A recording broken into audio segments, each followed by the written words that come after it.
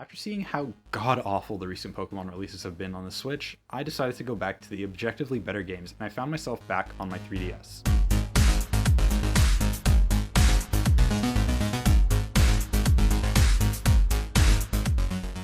Released in February of 2011, the 3DS is the successor to the highly popular DS, but this time it has a bigger screen and, 3D?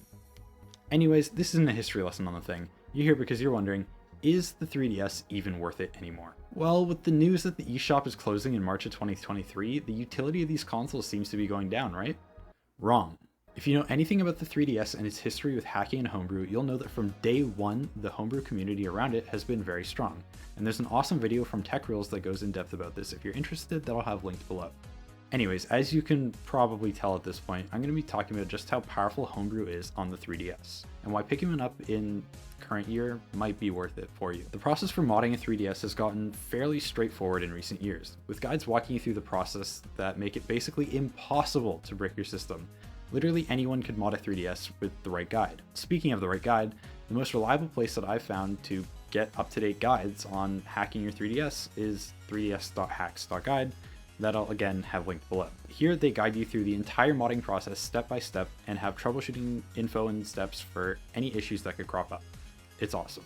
There are hundreds, if not thousands, of different homebrew applications, all with different purposes, from save managers to file servers and theme managers. Some of the more basic ones that I think most owners of a modded 3DS should have installed are the Homebrew Channel, FBI, Checkpoint, Anemone 3DS, and TwiLightMenu++.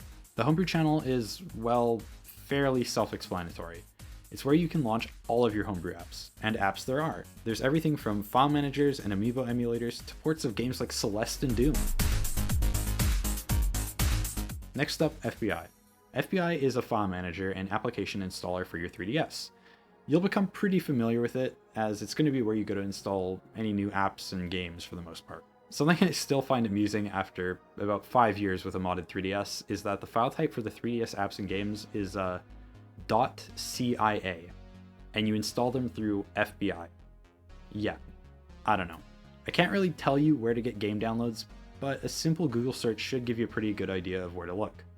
Once you do get your hands on a CIA file though, all you have to do is pop your 3DS's SD card out and into your computer, transfer the file over, pop it back in your 3DS, and install it through FBI, and it'll just be there on your home screen.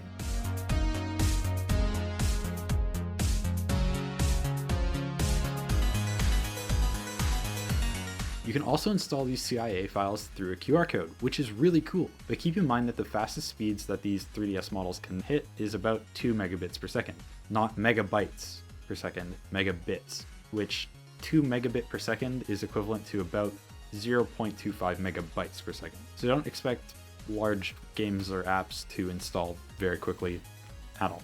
Checkpoint is a save manager. It allows you to create different backups of your game's saves. So say that you wanted to start a game fresh, but you didn't want to lose your childhood save. You could simply just make a backup of your original save and switch between the old one and the new one whenever you want.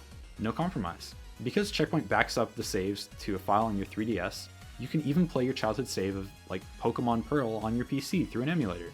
All it takes is a few minutes and a file transfer, and then boom, you're playing your OG save on your PC. And if you wanted to do that in reverse, take the save from your emulator and play it on your original cartridge, you can do that as well. Again, just a simple file transfer, go in the app and restore the save. Another thing that Checkpoint does is that it lets you manage cheats for your games if you're interested in that. Which you shouldn't be, but it's cool that you can do that. Anyways, moving on to Anemone. Anemone 3DS is a really cool customization tool. It allows you to create and install custom themes and boot screens to your 3DS. And with sites like Theme Closet, you can find tons of community-made themes and splash screens that you can install into Anemone by simply scanning the QR code. I would stay away from the most liked tab though if you value your innocence, because there are some pretty weird things on there. But if none of the community-made themes or splash screens interest you, you can even make your own, and I'll have a link to that guide down below. Finally, TwiLightMenu++. It is a really cool tool that makes use of the DS mode on the 3DS. It's normally something that you would use on one of those R4 flash carts or one of the knockoff ones. It allows you to run a bunch of emulators for consoles like the Game Boy, the SNES, and of course the DS, just to name a few. Because of how powerful the 3DS is, it has no issue at all running most of the games you throw at it. You can even run ROM hacks of your favorite games.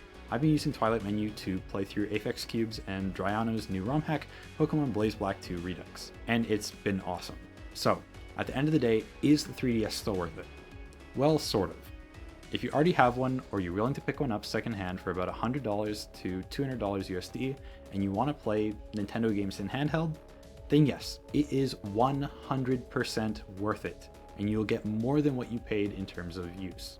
But if you're just interested in playing the occasional 3DS game here or there, then I honestly cannot recommend it, especially when emulators like Citra exist and have tons of community support around them. Anyways, thank you for sticking around to the end.